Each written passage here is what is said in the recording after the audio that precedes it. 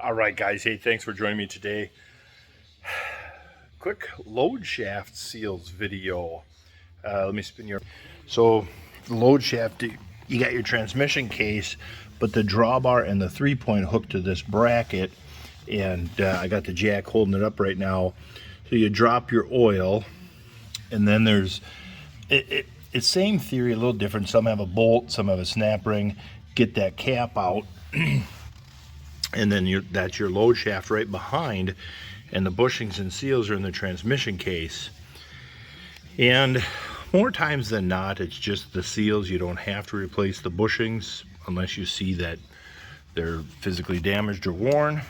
I'm going to try.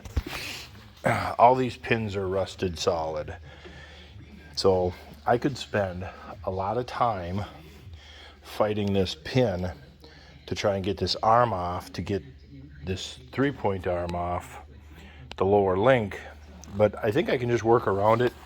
I got the floor jack holding it up, so when I bring the load shaft out, then I can lower this and that saddle will lower down. So you got to take your drawbar out as well.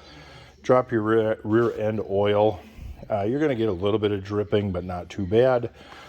And so I'm going to drop this down, and if I need a little assist because we're slightly over center, I might just hook the cherry picker just to give it a little lift as I set down, or do it by hand.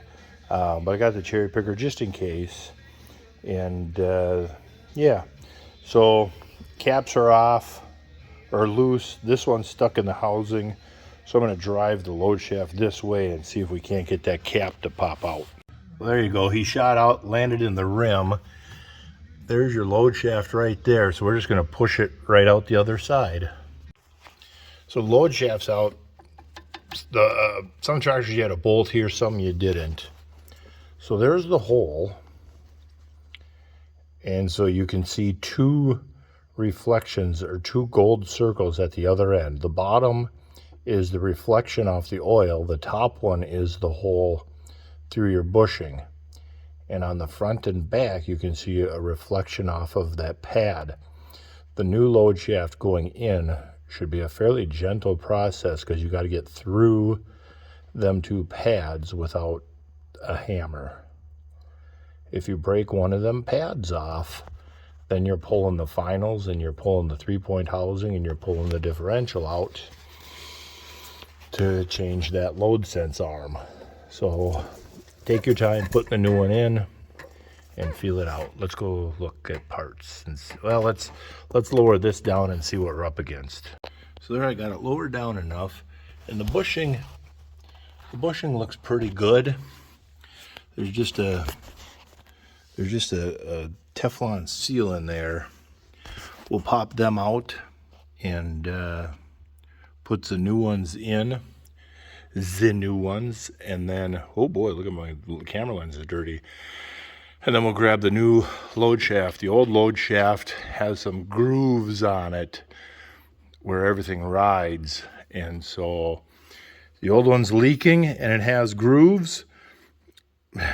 Put it in, but we're not going to replace the bushing, just the seals. So that's the O-ring and the seal, Teflon seal. That's how it would sit inside the bushing. But what we're going to do is, we got a cup of hot water, like coffee hot water, as hot as your water heater puts out, and them Teflon seals can sit in there for 5 or 10 minutes, and that will soften them up a little bit. And then what we're going to do is, I wonder how I can set this so I can do this. So what you'll do is, we'll fold this O-ring.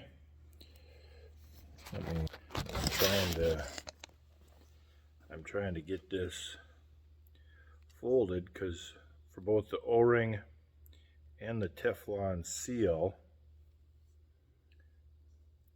I'll fold them over kind of in that sort of shape.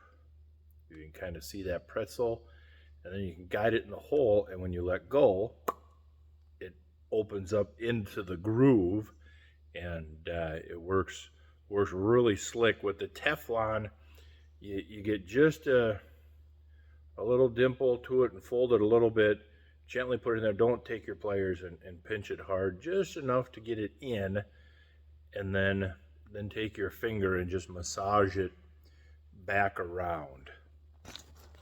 We got him in. I put a couple shims on this end, and then when you get over here, then we've got small, medium, and large thicknesses.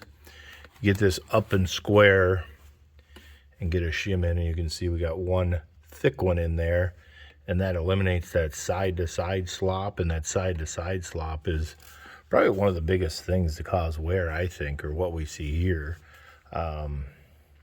And so, yeah, put the caps in and tighten the drain plug and put oil in it, put the hitch back in, and away we go. If there's a hole in the cast, if your wheels are set way in, I think you can fit through them holes in the cast. And so, yeah. All right, guys. Well, thanks for joining me today.